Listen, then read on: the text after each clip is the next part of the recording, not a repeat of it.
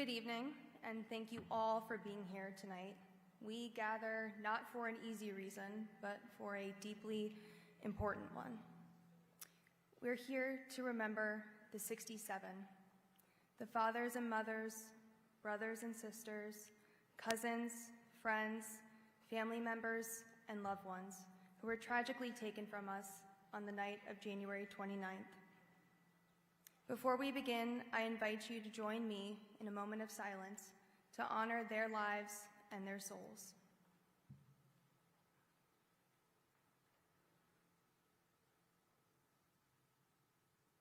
Thank you. Though they are no longer with us in the way that we wish they could be, I truly believe they are in this room tonight.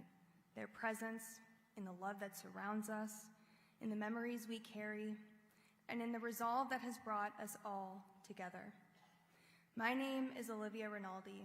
I'm a White House reporter for CBS News, and I was there on the night of the crash. It's a memory I will never forget. It was all hands on deck from the first responders, many of whom are in this room tonight, who did not hesitate. They did not waver. They charged towards the site into that frigid, icy water to try to save as many lives as humanly possible. They answered a call that no one ever hopes to receive, and they did so with courage, urgency, and selflessness. In the face of chaos and heartbreak, they showed us what service truly looks like. Inside the airport, families waited, near the baggage claim, near the doors, holding on to hope for loved ones that would never come home. Those images stay with you, and they certainly have stayed with me. I met Laura Ojan and Amy Hunter several weeks later at a congressional hearing in Washington. Their cousin, Peter Livingston, his wife, Donna, and their two daughters, Everly and Lydia, were on board American Airlines Flight 5342. Amy, Laura, and Rachel came to Washington to do what their families in their grief could not, to seek accountability and to demand answers for why 67 lives were lost that night. Over the past year, these families, bound together by unimaginable loss, became powerful agents for change. While navigating their own grief and reshaping their lives around what can never be replaced, they used precious time off to return to Washington again and again to advocate for reforms to ensure that no other families have to stand where they stand right now. We are here tonight to remember the 67 and to honor the lives they lived and the love that they left behind. But we are also here to recognize those who, in the years since the crash, have worked tirelessly to ensure that their legacy is one of meaning, action, and change. We are here to pay tribute to the unsung heroes who stood beside these families long after the headlines faded. And we are here to thank the first responders who ran toward the danger, who gave everything they could, and still carry this night with them. In the months that followed the tragedy, it was the strength, courage, and perseverance of these families that shone through, even in the darkest of moments. And with that, it is my honor to introduce you to Amy, Laura, and Rachel.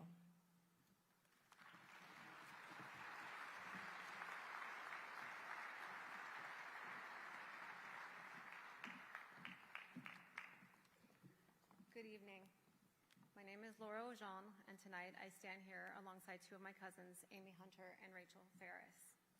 Some of you may know us as the Livingston cousins. For those who do not, as Olivia just said, our cousin Peter, his wife Donna, and their two daughters, Everly and Lydia, were on Flight 5342. Like so many families here tonight, our lives were forever changed in an instant 1 year ago. In the days and weeks that followed our tragedy, as we tried to make sense of the unimaginable, our families came together. Families who had never met before found themselves connected by loss, by love, and by the shared work of figuring out how to move forward. Tonight, as we honor the 67, we remember the lives that were lost, not as a number, but as people. People who spent their free time working with dog rescues, quilting, traveling, and hunting with friends. Supportive parents and coaches doing everything they could for their young athletes chasing their figure skating dreams. Some were just beginning to build their families, their careers. Some shared their voices, spreading faith and positivity over the radio. Others were business professionals, leaders, educators, and innovators, building companies, mentoring others, and contributing to their communities. Trailblazers, carving new paths. Incredibly smart, generous people with so much to offer the world and deeply loved by so many. As we've traversed this past year, many of us have leaned on different sources of strength. For some, that has been faith, trusting that God is present even in the moments we don't understand. For others, it has been community, service, or the people standing beside us. Each of us has found the strength to keep going, and that shared support has helped us accept a new reality, a reality we never asked for, and we move forward together. Getting through this year has been a collective effort, and none of it would have been possible without the support of our families and friends who have given us the strength to keep moving forward. Amy?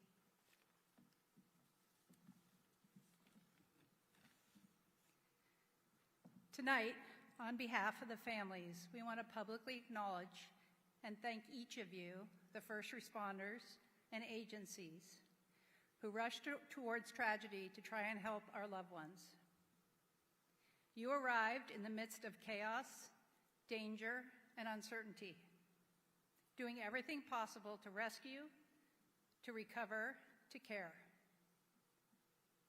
And when the initial response ended, you kept coming back, searching, working, and ensuring that every one of our loved ones was ultimately returned home to us. That commitment means more to our families than words can express. Even in the darkness, moments like a firefighter standing guard over a fallen soldier reminds us of humanity at its best. We also want to acknowledge something that is often left unsaid. No one is ever truly prepared to respond to a catastrophe like this. We know the weight of what you saw, what you experienced, and what you carried with you does not simply fade when the scene is cleared. And yet you're willing to bear that trauma in service of others. For that, we are deeply, deeply grateful. There is a quote from Mr. Rogers that many of us have held on to in difficult times. He said, "When I was a boy, I would see scary things on the news. My mother would say to me, 'Look for the helpers. You will always find people who are helping.' On January 29th, we found the helpers. For the past 364 days, we've been finding the helpers.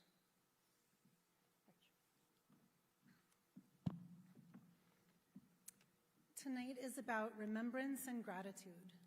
It is also about love and what love asks of us after loss. When something like this happens, there's a natural urge for all of us to want the pain to end in the moment, to hope what happened was unthinkable, unrepeatable, or somehow behind us. But for the families here tonight, and for many of the helpers who rush towards danger, love doesn't allow us to stop there. Honoring the 67 means more than remembering who they were. It means allowing their lives and our love for them to shape what we choose to do going forward. Over the past year, many families here have learned far more than we have ever expected to about aviation safety, oversight, and risk. Not because we wanted to, but because love compelled us to. And what we've learned has made one thing clear. Preventing future tragedies takes sustained attention, shared accountability, and the courage to act early and consistently before lives are lost. Advocacy for us is not about anger or blame. It is an act of care. Care for future passengers, care for the professionals who work every day to keep people safe, care for families we will never meet. We cannot change what happened, but love does not end with remembrance. It moves us to protect others. That is how love carries forward, not only in memory, but in action, not only in grief, but in resolve. And to everyone here tonight, we invite you to join us in remembering the lives of those we love, in offering gratitude to those who've helped, and in carrying this work forward together. Thank you.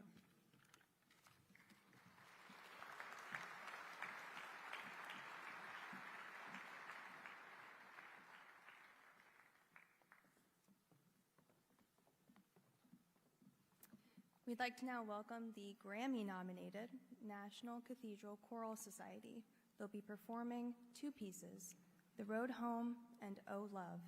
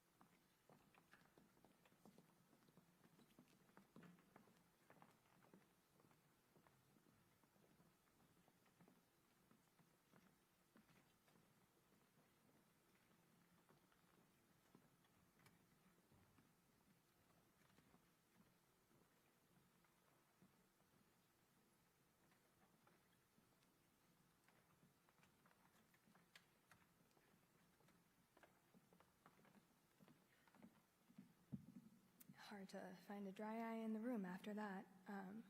Please welcome now to the stage the DCA Fire Department's Emerald Society's Pipes and Drums.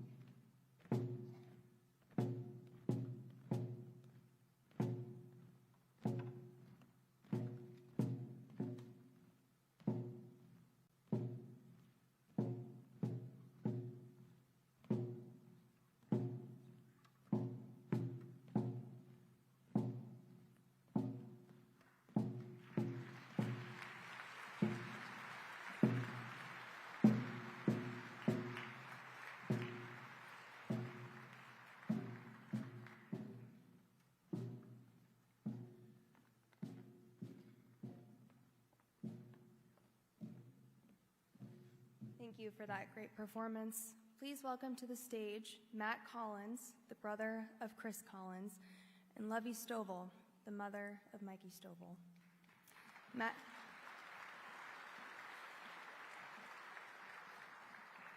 Matt and Lovey are here to honor the unsung heroes.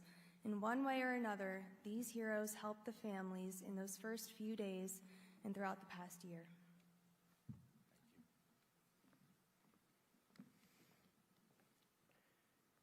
Good evening, all. My name is Matt Collins, and I lost my younger brother, Chris, on Flight 5342. Tonight, we gather to honor the 67 lives lost, 67 people who were deeply loved and who are deeply missed every single day. Their absence has forever changed our lives, our families, and our families' lives, and we carry them with us in everything we do every day. This evening is also about gratitude.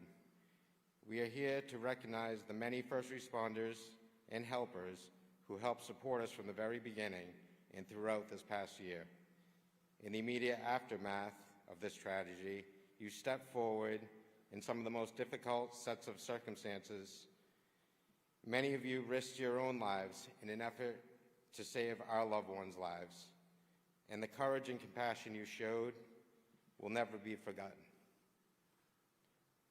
While this has been my family's worst year, the same is likely true of many of our first responders who responded on scene. We recognize the toll this has taken on you, and tonight is our opportunity to say thank you, to truly acknowledge your sacrifice and your service. We also want to honor the many helpers who supported our families in quieter but no less meaningful ways.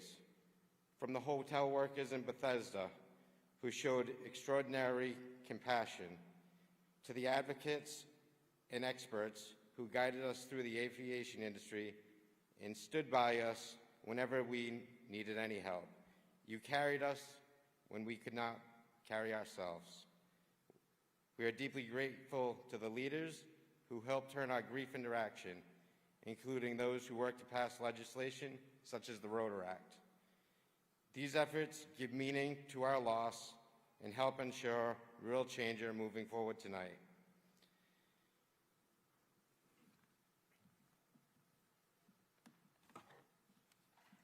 Good evening. My name is Lovey Stovall. I'm the mother of Mikey Stovall. He was one of the 7 Southern Maryland hunters returning from a waterfowl hunting trip in Kansas.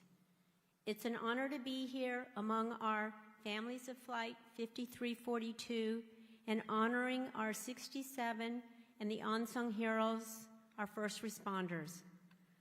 I'd like to first introduce the first group of first responders honorees.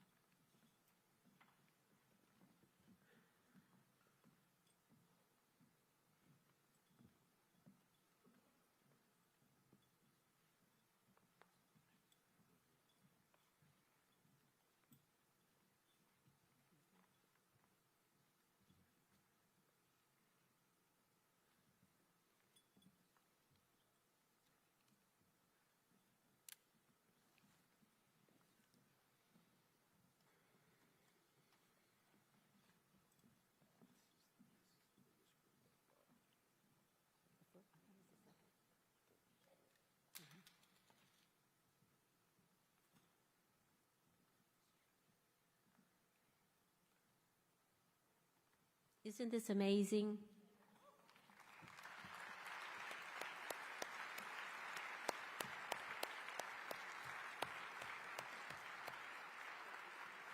I'm sorry, I couldn't resist that.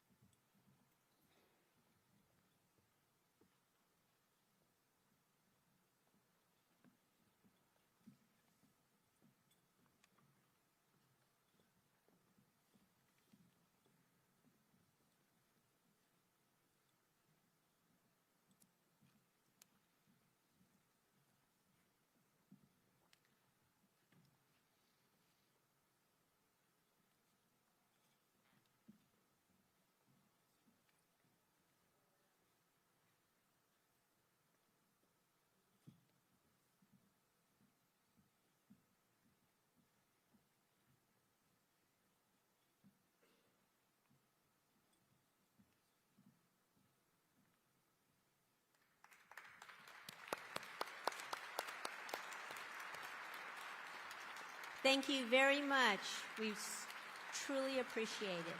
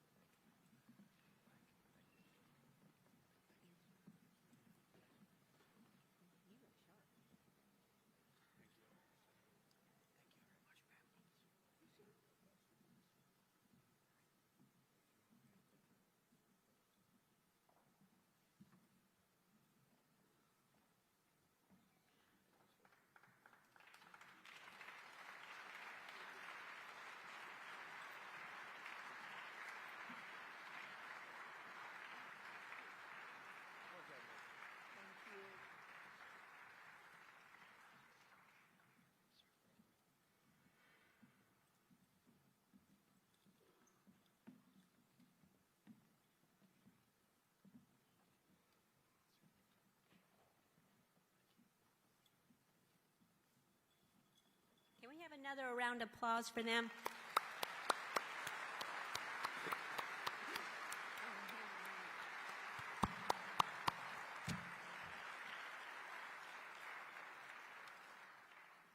And that was only the first group. And now I'd like to introduce the second group of first responder honorees. Come on down.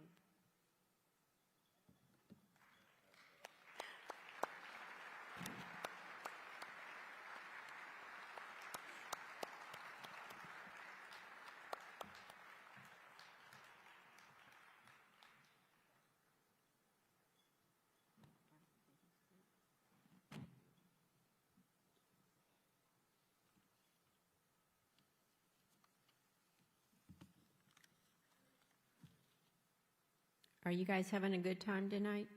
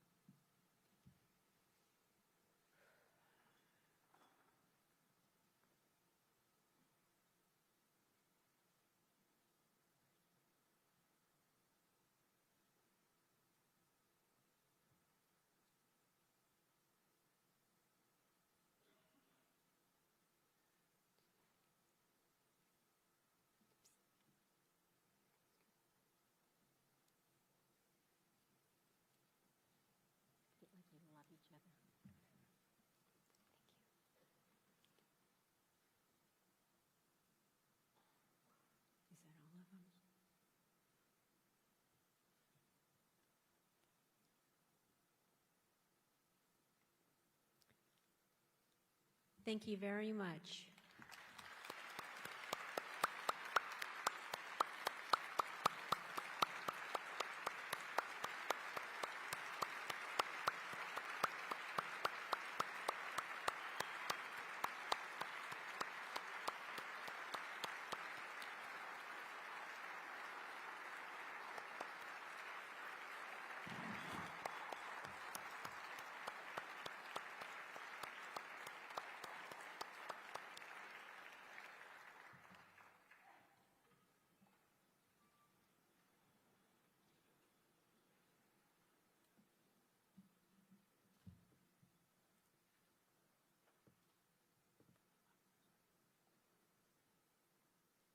You guys can exit now. Thank you very much.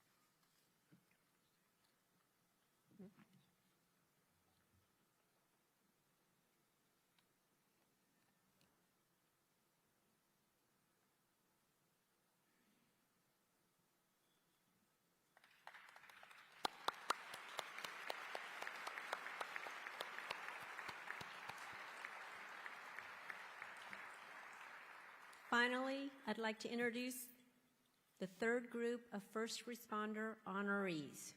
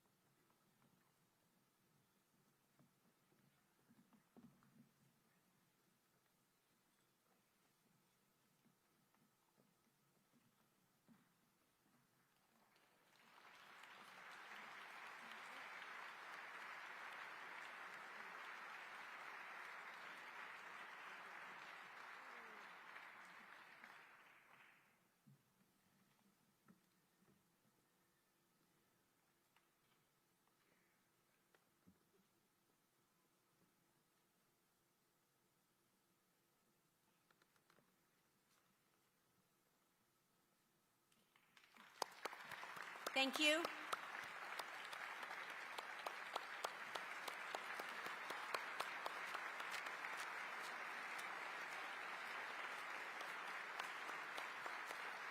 right, I'm going to step back.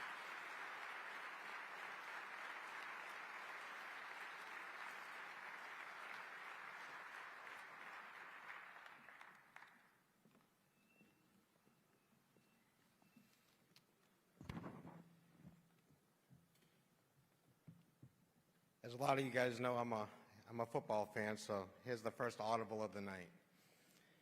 We have one more medal tonight to give out. For our final medal of the evening, I want to recognize someone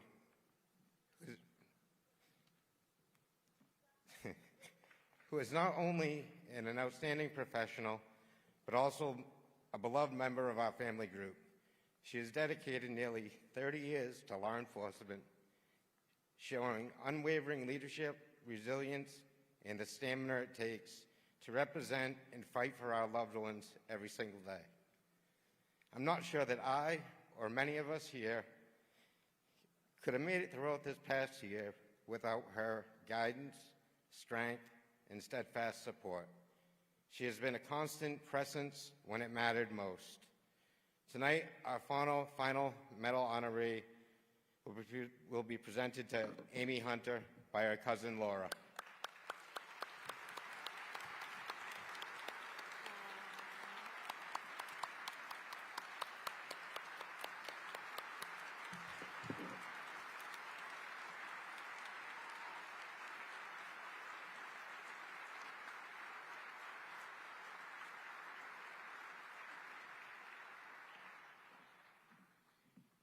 Amy is incredibly deserving of that. The first time I met her, she looked at me and my dad and said, "What can be done? What can we do?" and just hit the ground running. So you really, really deserve that, Amy. And thank you again to all of the first responders in the room. It was hard to count the number of badges and different departments who responded on the night of the crash and who in the days after. I mean, I think I saw DCEMS, Arlington, Howard Fire Department. I could go on all night naming all of you, but once again, thank you very much for all of your hard work and sustained efforts.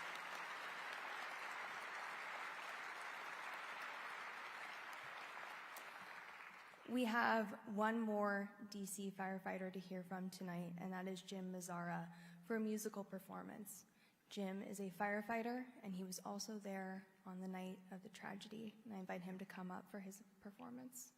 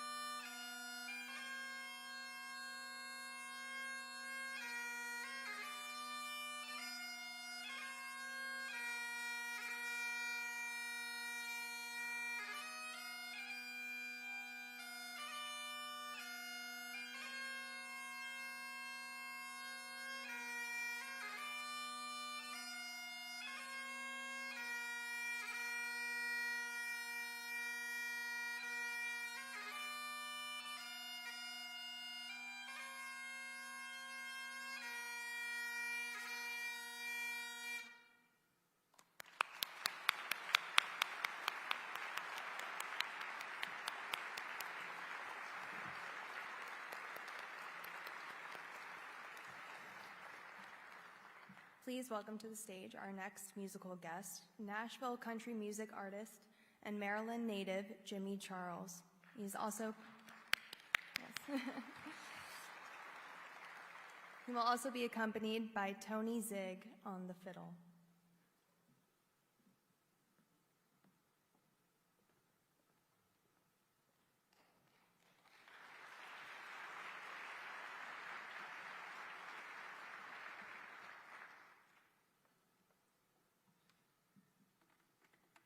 It's quite the honor to be here today. Thank you so much for having me. God bless all of you.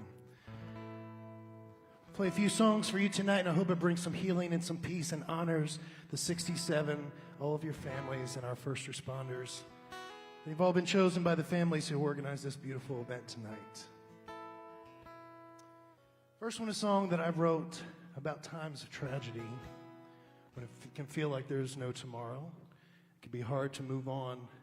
But love is the most important thing in this world, and I know there's a lot of love in this room. So open up your hearts and soak it in. It's called Let Love Carry You.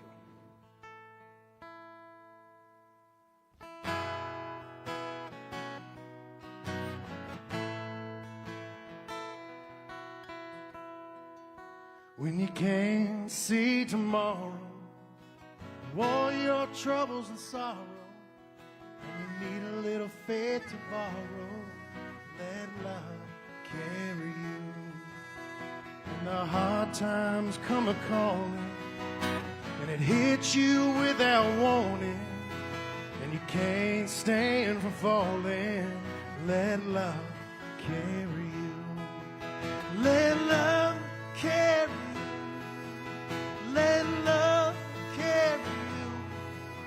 When your strength is gone and you can't hold on, let love carry you. Let love carry you.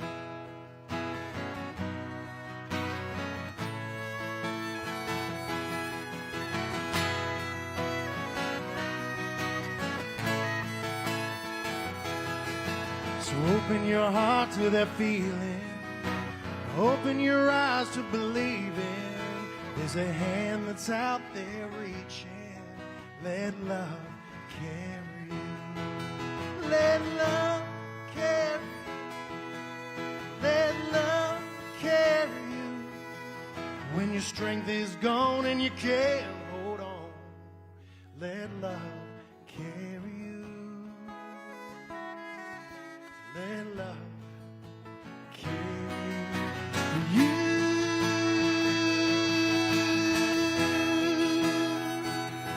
Carry you.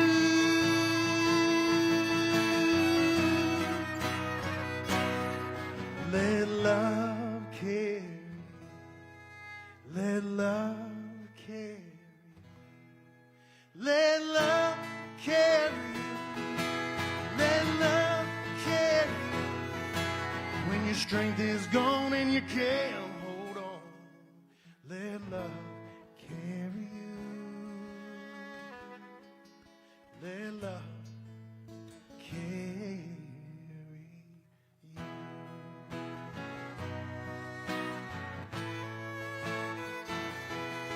When you can't see tomorrow, through all your troubles and sorrow, and you need a little faith to borrow, let love carry you.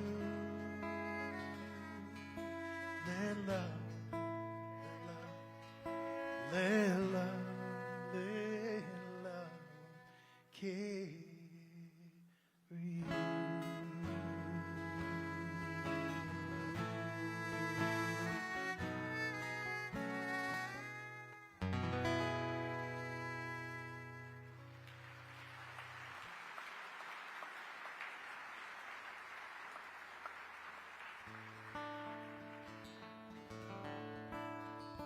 This Kenny Chesney's Who You'd Be Today, also selected by the families.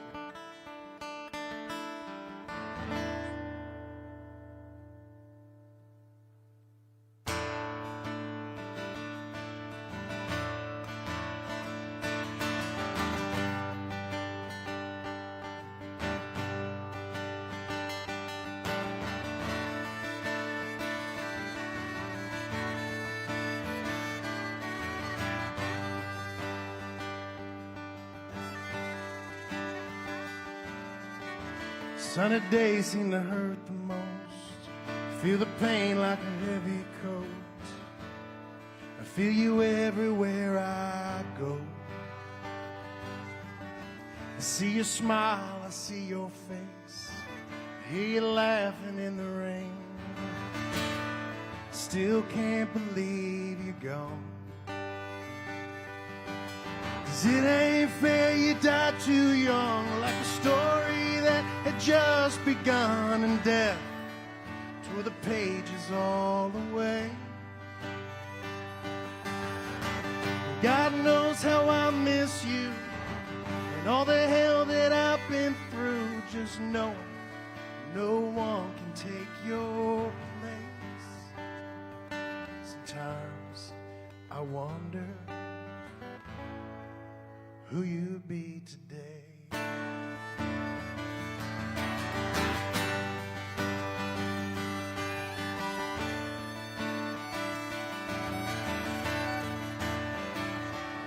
Would you see the world, or would you chase your dreams?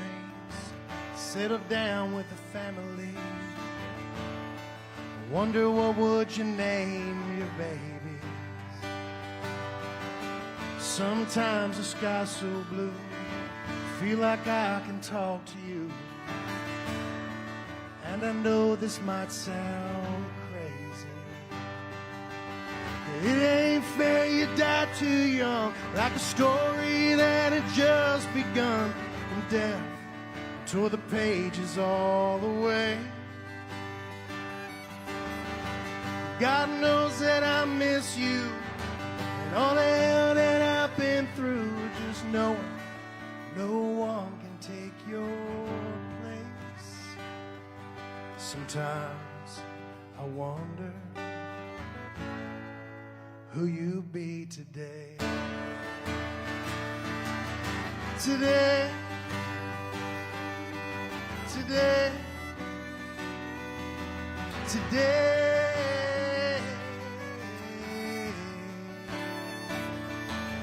today, today, today.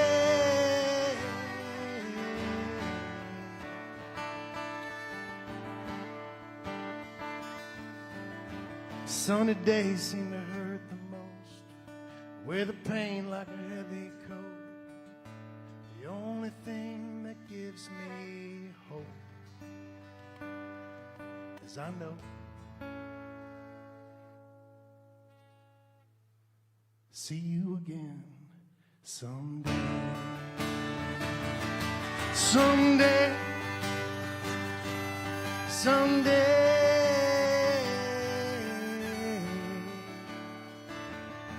Someday, someday,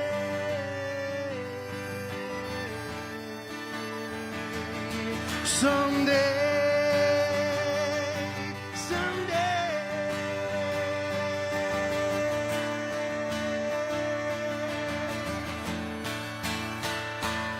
someday, someday, someday.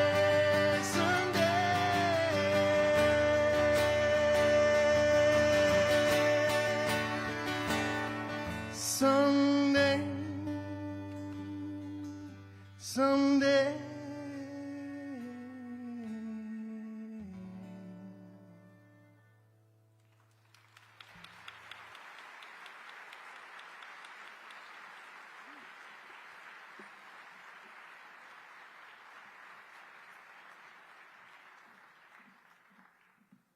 Thank you so much. That was beautiful. It is now my honor to introduce Doug Lane, someone whose strength I am truly in awe of.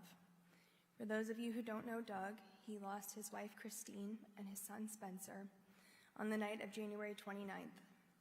They were on their way home from the U.S. Figure Skating National Development Camp. Doug has shown some incredible compassion and resilience, so please give him a warm welcome.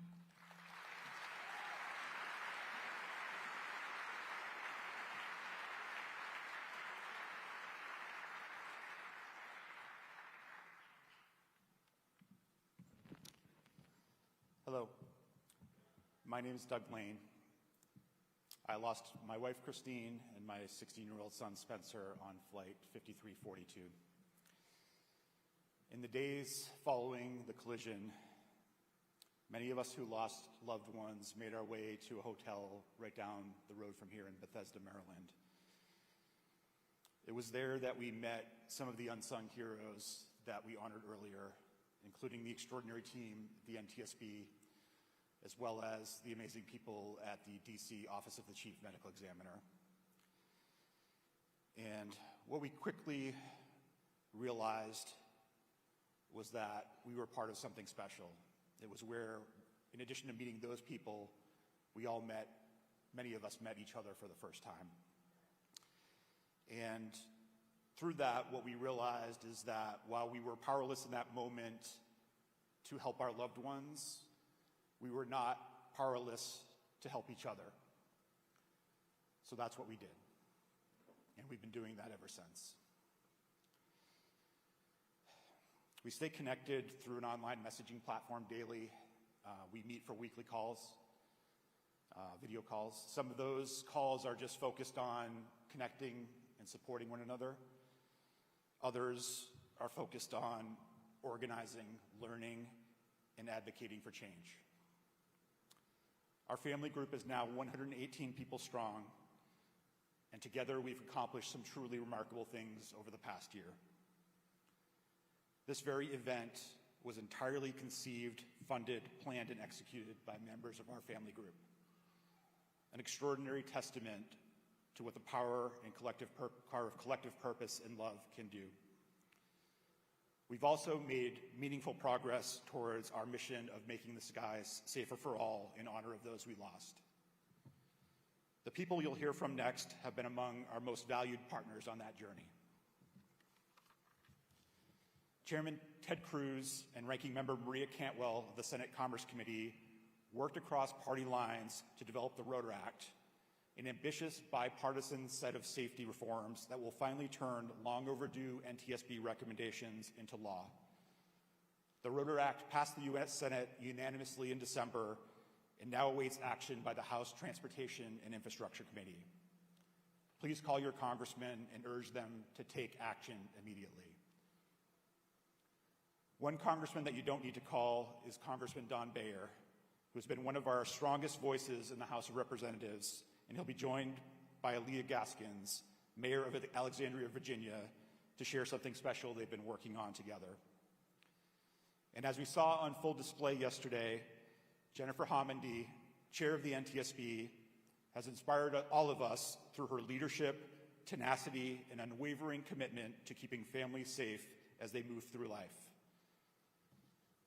And finally, our first speaker, Secretary of Transportation Sean Duffy, confronted the tragedy of Flight 5342 on his very first day of the job. Since then, he has offered our families candor, respect, and a true seat at the table as we've worked together to ensure that something like this never happens again. Please join me in welcoming Secretary Duffy to the stage.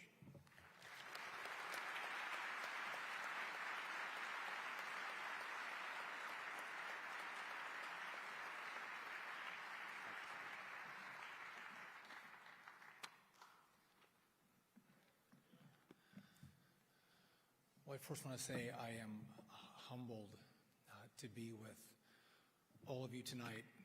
A year ago, none of us knew each other. Families didn't know each other. We didn't know the first responders. You didn't know the policymakers. A country hadn't come together around the horrible tragedy that would take place a day later.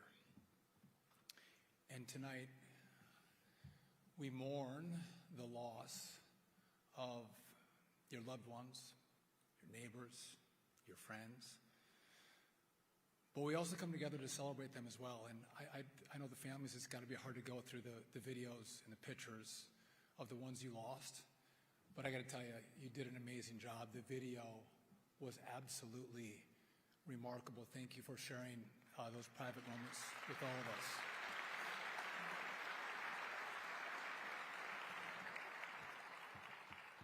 It's a video that shows life, hope, dreams. It shows a future of the people that we lost. That makes it that much more painful as we come together on this night to celebrate their lives that are no longer with us. I was only a day on the job, and I've learned a lot. And I know you all have learned a lot as well. We've learned a lot in the last year. I spent those first hours with the acting administrator of the FAA, Chris Rushlow, who's here tonight and did a fantastic job that night leading the FAA with Lee McKenna as well. Both of them were steadfast partners. But as the tragedy unfolded and we took a look at what kind of systems we had and what went wrong, I want to thank all of you because you had a number of choices. What were you going to do? Obviously, you were angry.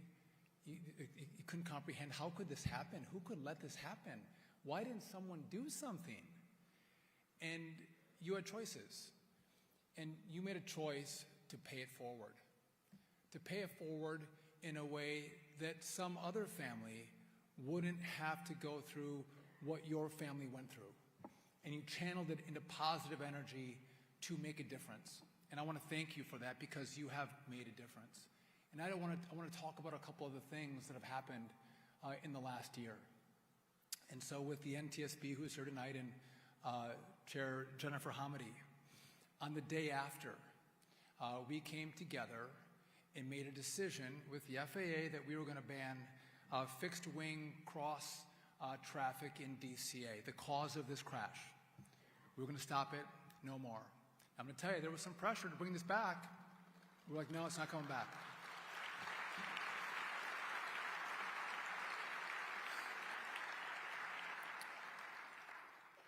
But then we said, if this could happen in DC, could this happen somewhere else? Is someone else at risk? And so we used AI technology to look at what kind of reports have come in to identify other dangerous airspaces that we need to address. And we found several, and we all worked together and addressed those issues that we use modern-day tools to find, but modern-day tools that should have been used on the months and years before this tragedy took place. The FAA has undergone a reorganization effort. And sometimes we say reorganization like your eyes will gloss over.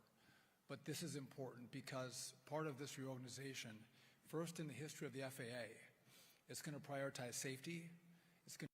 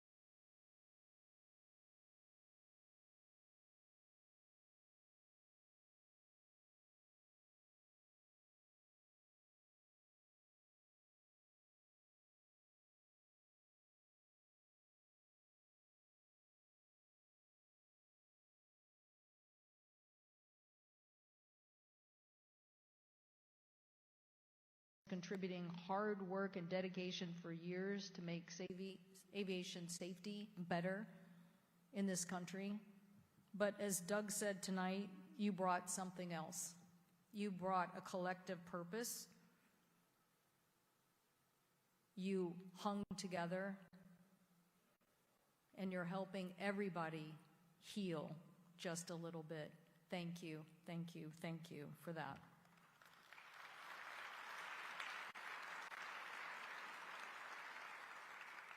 As Doug said, we're not helpless to help each other and help ourselves. And that is why my colleague and I, Senator Cruz, are dedicated to the passage of the Rotary Act. And we don't just mean in the United States Senate, we mean we want it on the President's desk, and we want it on the President's desk as soon as possible.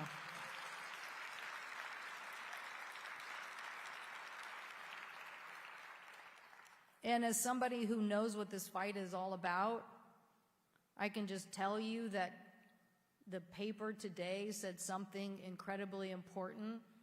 The NTSB has been saying things for a long time and nobody's been listening, but Jennifer Hamady got it over the goal line, and she basically made it clear we need to change the FAA, and it too needs to be a more accountable organization to the safety and lives of our loved ones.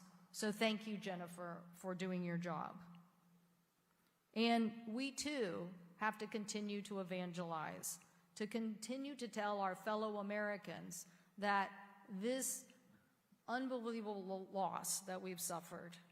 And Christina, thank you for Mikey's photo. Thank you for constantly sharing and sending me little messages by text. And I'm thinking, this woman lost her son and she's texting me. She's texting me to tell me these things. And when I see the beauty of all those families, the joy, the love, the celebration of life, and to think that that has been stolen from all of us, all I know is that just as you've transformed yourself into a powerful organization to speak about the need for aviation safety, you are going to help everybody in the United States understand this problem and get it over the goal line so that our future will be safer. But trust me, I'm never going to forget your loved ones. God bless all of you.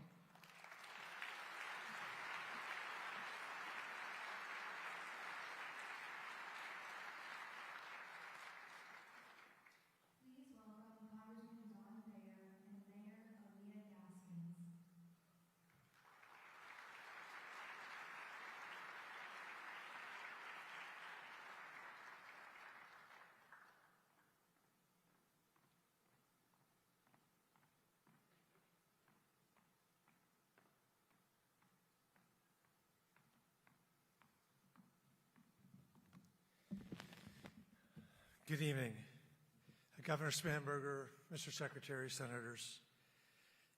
Tonight we gather with broken hearts to mourn the 67 beautiful people whose journeys ended far too soon. Parents and children, partners and friends, colleagues and neighbors, they carried dreams, responsibilities, laughter, love, and their absence leaves a silence that we can never fully fill. You know, life isn't just loss, but life is a lot of loss. I read once that tragedy has no meaning, that we can't just stare at it long enough to figure out, to understand it.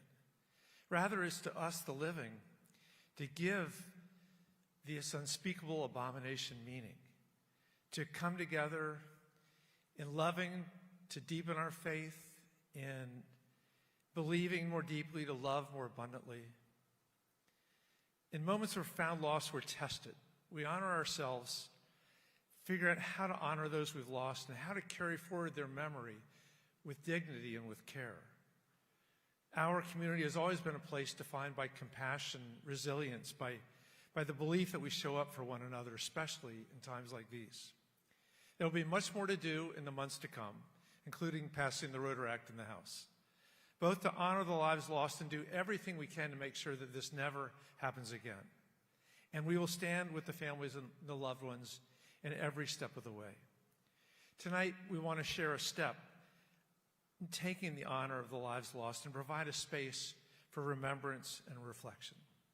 Let me give you the mayor of the city of Alexandria, Aaliyah Gaskins. Good evening, everyone.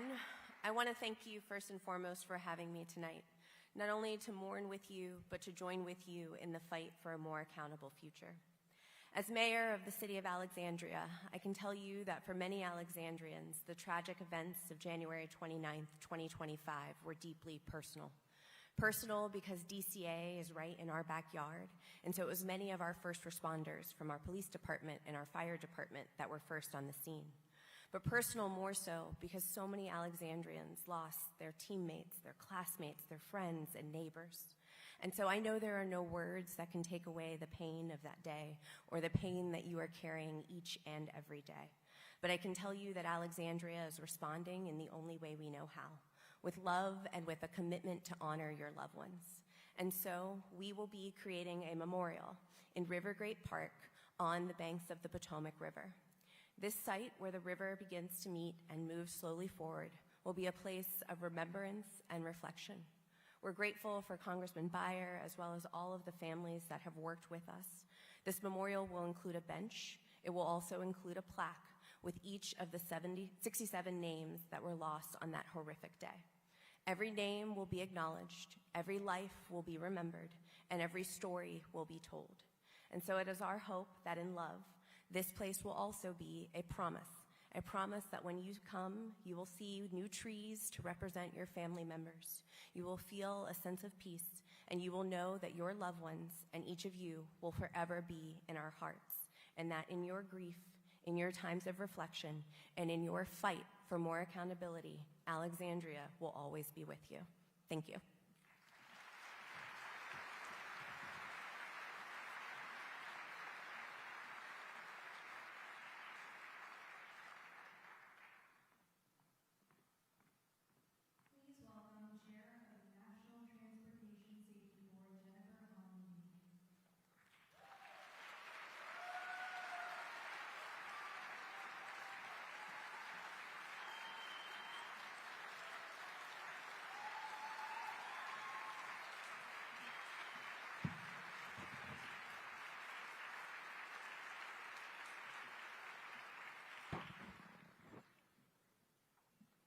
I thought I was the closer. I think it's Senator Cruz.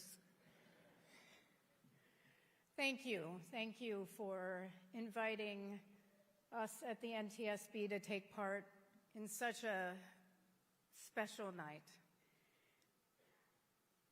The invitation for tonight said this evening was designed as a moment of unity, a time for us all to come together, a moment of remembrance, a chance to honor those we lost, those who will forever remain in our hearts, in my heart. A moment of gratitude, certainly for the first responders, the unsung heroes, law enforcement, fire officials, dive teams, the DC Office of Medical Examiner, federal, state, and local agencies, and of course, our Transportation Disaster Assistance Team who support families in crisis after tragedy. But also a moment of gratitude for all of you. I've said this many times, but it's worth repeating. You're an inspiration to all of us. You have, and I said this yesterday, you have, in the wake of absolute devastation, shown remarkable selflessness, courageously advocating for important reforms to improve aviation safety.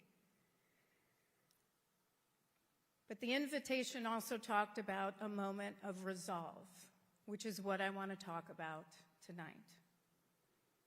Last night, we completed our year-long investigation, issuing 74 findings and 50 recommendations aimed at preventing similar suffering for other families. That was just the first step. Now, the important work, the hard work, begins. That means relentlessly, vigorously pursuing safety change.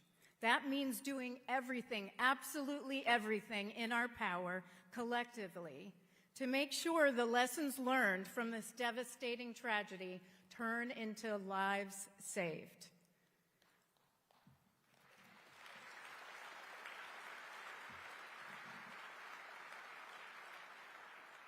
Our recommendations are voluntary. Real safety change occurs only when they're acted on.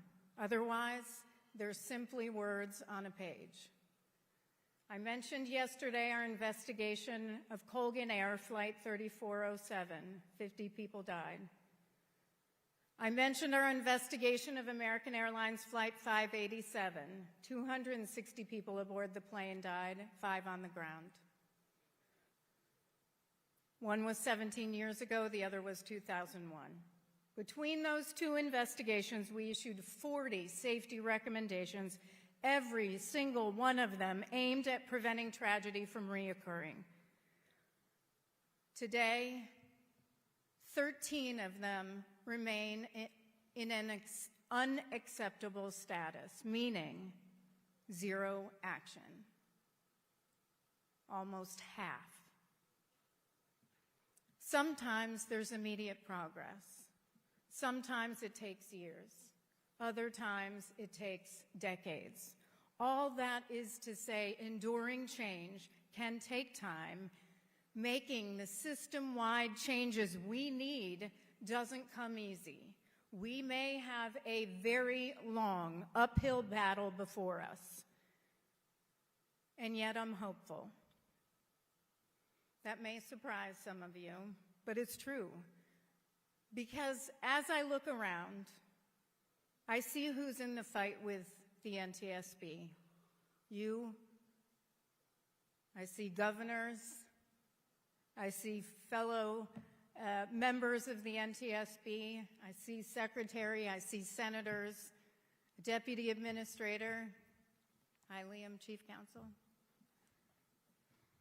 A few years ago, I read an article that stuck with me, and it has stuck with me many times when I talk about road safety. This was from a road safety advocate, and she wrote, "If ending car crash deaths is our actual goal and not just a catchphrase, we will treat collisions as both an outrage and a tragedy. And more important, an opportunity to talk about how to build a world where there are no accidents." She goes on to say we can do so much more than mourn and shrug and cast blame after people die.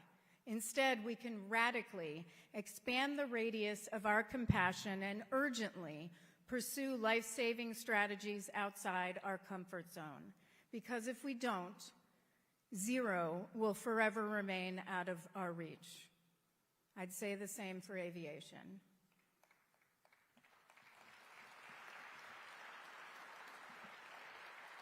We at the NTSB believe zero is the only acceptable number of lives lost in transportation, all throughout transportation, zero.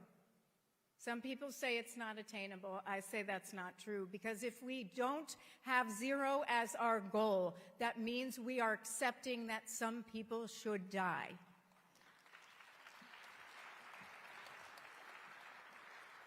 So how do we get there? By urgently pursuing life-saving strategies outside of our comfort zone. Strategies like the ones we recommended based on our investigation. But those of us in the aviation community must be unafraid to acknowledge that these systemic failures that led to this tragedy are ours to fix, even if they predate us. Unafraid to take accountability, unafraid to be 100% honest in acknowledging what went wrong and 100% committed to fixing it.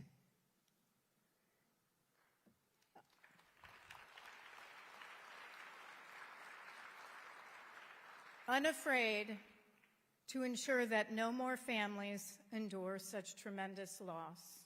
Unafraid to fight for their sons and daughters, their spouses and partners, their parents, their friends, their colleagues and classmates, their coaches and teammates, their union brothers and sisters, and I say that because some of your loved ones were union brothers and sisters.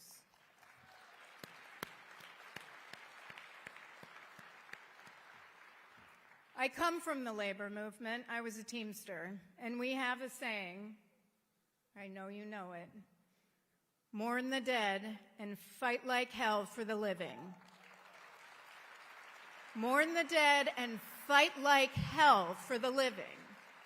To me, that means accepting zero is the only goal. It means implementing all of the NTSB's aviation safety recommendations, not just those we issued this week.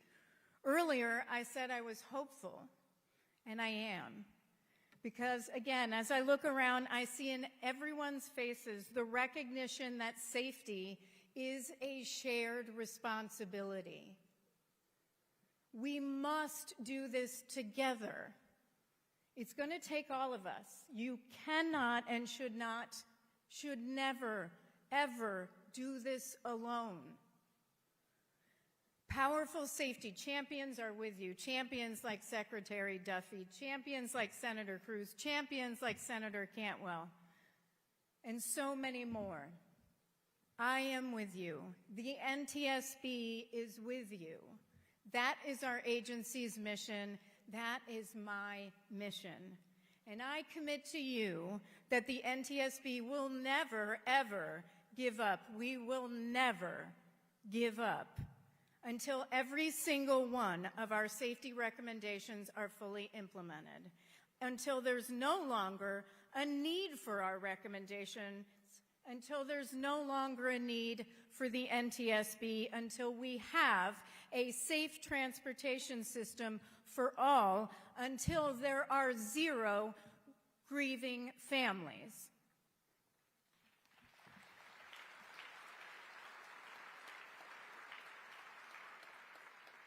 Today, we remember your loved ones, but today, we demand action. Today and every day to come, we commit to fighting like hell for safety in their memory. Thank you.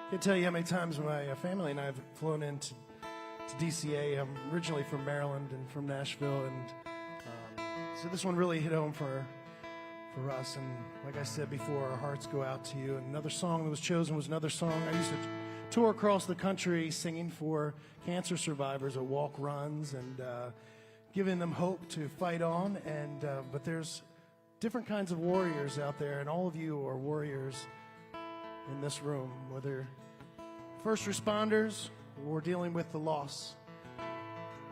So let this be your fight song, and this is called We Are Warriors. This ain't a fight I picked, it hit me out of the blue. It's the kind of news you never thought would ever happen to you. Tries to shake your faith, make your world stand still. You thought I'd give up, but I never will. We are warriors, we are survivors. We're still breathing, hearts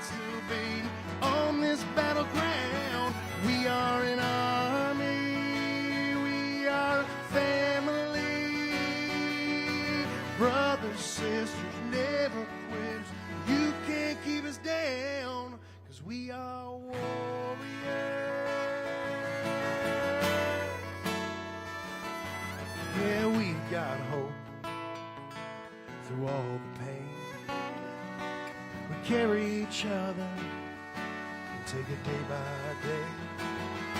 We got scars on scars that we wear with pride. When you think we're out of fight, we find more inside. We are warriors, we are survivors. We're still breathing, hearts still beating on this battleground. We are an army, we are a family. Brothers, sisters, never quit. You can't keep us down, 'cause we are warriors. We are warriors.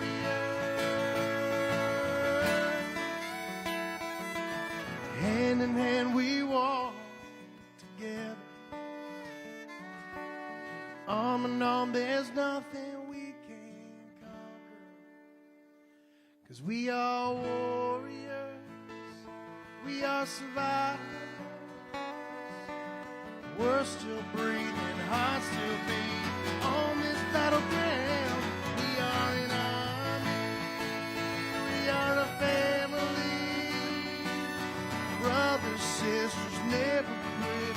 You can't keep us down. We are warriors. We are warriors. We are warriors. We are warriors. We are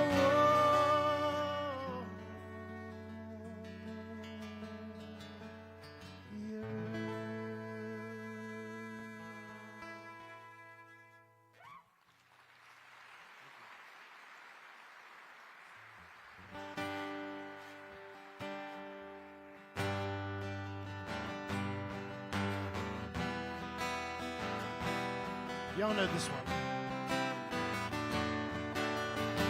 Feel free to sing along tonight if you wish.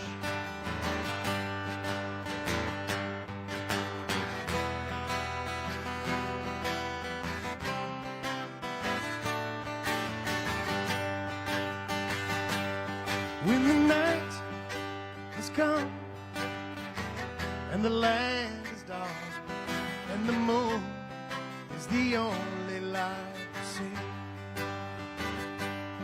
No, I won't be afraid. No, I won't be afraid. Just as long as you stand by. Darling, darling, stand by me. Oh, stand by. Won't you stand by me. Let me sing on the fiddle.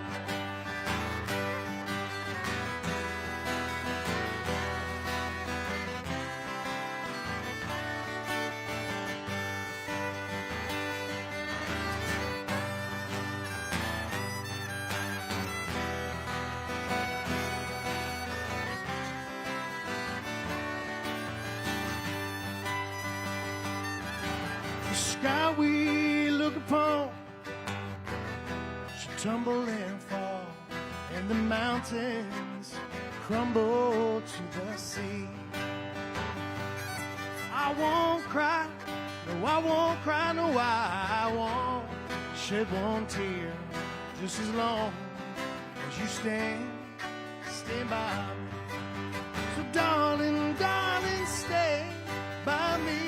Oh, stand by me. Won't you stay by me.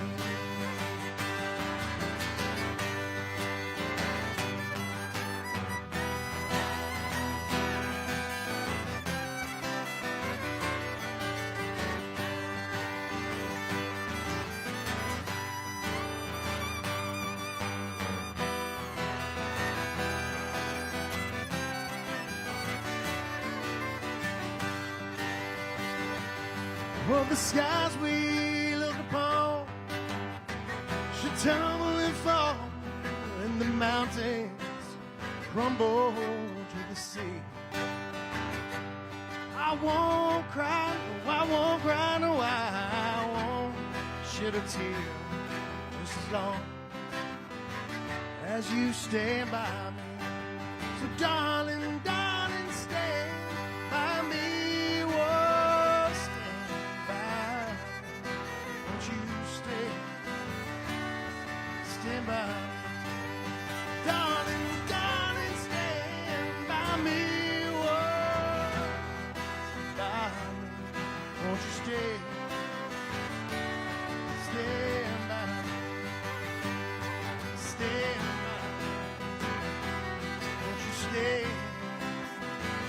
Won't you stand by me.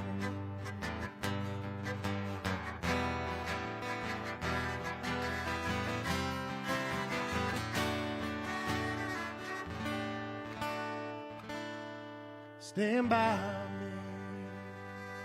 God bless all of you all out there tonight.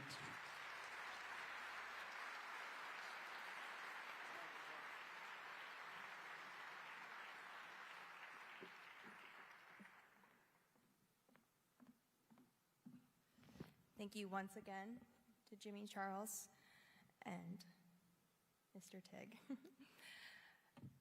Tonight has been about remembrance, about saying their names, holding their stories, and acknowledging that love did not end when their lives were taken. I'd like to now play a short recording from Grace Maxwell. She was a junior at Cedarville University and a radio host while she was there. She was also on board American Airlines 5342. Listen to her, in her own words, talk about dealing with difficult situations, something I think we can all take home right now. I'm Grace with Resound Radio, Building You Up, and that was Then Christ Came by Mercy Me, featuring Phil Wickham. So sometimes returning to places is hard. I'm guessing that in the last few weeks, either going home or coming back to school was hard. Maybe you have some demons to face, or maybe you're just not ready to deal with all the stress. For the last 2 semesters, it was really hard for me to come back to school. It was just a rough situation I was dealing with, and I had to deal with it every time I came back. But you know what? I am still dealing with it. For the 3rd semester in a row, I have something that I'd rather not have. But I want to encourage you, if you have something like that in your life, it will get easier. It was easier for me to come back to school this semester, and something that seemed like the end of the world a couple semesters ago is now a mild inconvenience. I don't know what you're dealing with, but I promise it can get easier. It takes time, it takes prayer, and it takes a lot of faith, but it will get easier. And speaking of prayer, I want to pray for you right now if you are in this situation or have been or will be. God, I pray for anyone who has been, is, or will be finding it difficult to return to places, that they would have their burden lifted. Please comfort them, shield them, and help them heal, even if it takes a while. We trust you. In your name we pray, amen. Amen.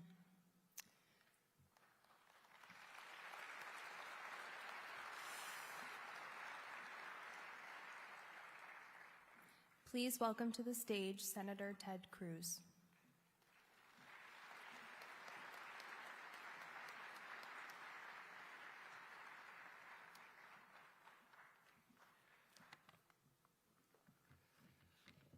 Good evening. Tonight is a solemn evening. 1 year ago tomorrow, tragedy struck just a few miles from here, over the Potomac River. 67 souls were tragically lost in a single instant. Every one of those lives lost mattered. Every person lost is missed terribly. Unfortunately, for so many in this audience tonight, it is a loss that you carry with you every single day. Yet amid unimaginable grief over the past year, we've also witnessed extraordinary strength. We've seen resilience, courage, and determination. Instead of turning inward, you chose to stand up, to speak out, and to insist that we do everything humanly possible to ensure that no other family would endure the pain that you have faced. Over the past year, I've had the privilege of meeting with many of you personally, hearing about your loved ones, your stories, your frustrations, and your hopes. And it has helped shape the work we have done and only strengthened my resolve. I remember meeting with Tim and Sherry Lilly the week of the crash, and many of the family members of others lost several times since.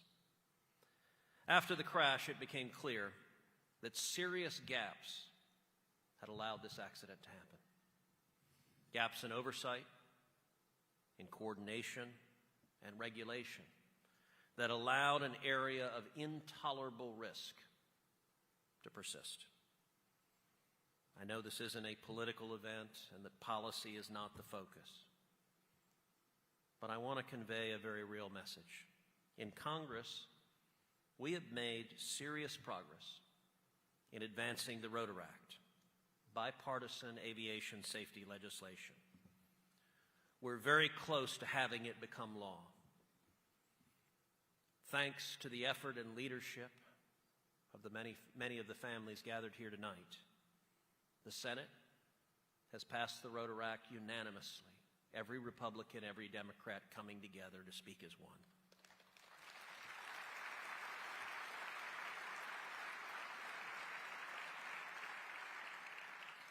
And I'm hopeful that our House colleagues will step forward and pass it as well.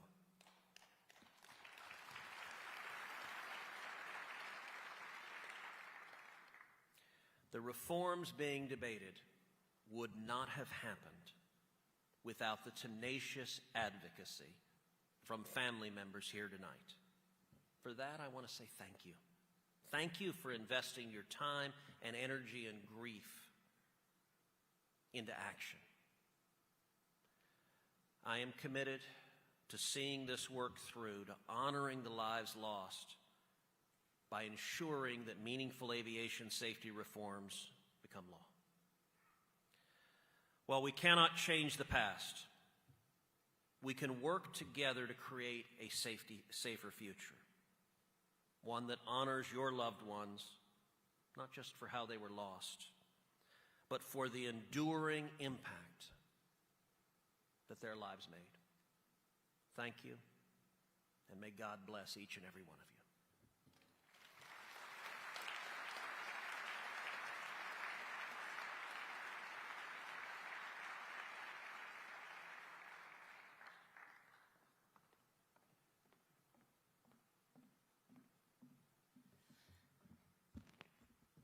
As we come to the close of tonight's program, I want to thank each and every one of you for being here, for showing up, for bearing witness, and for honoring the lives of the 67.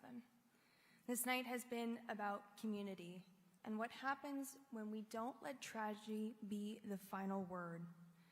We have heard from the families who have turned their unimaginable grief into purpose, from the first responders who ran towards that danger without hesitation, from advocates who continue to push for answers, accountability, and change so that no other families have to stand where they stand right now.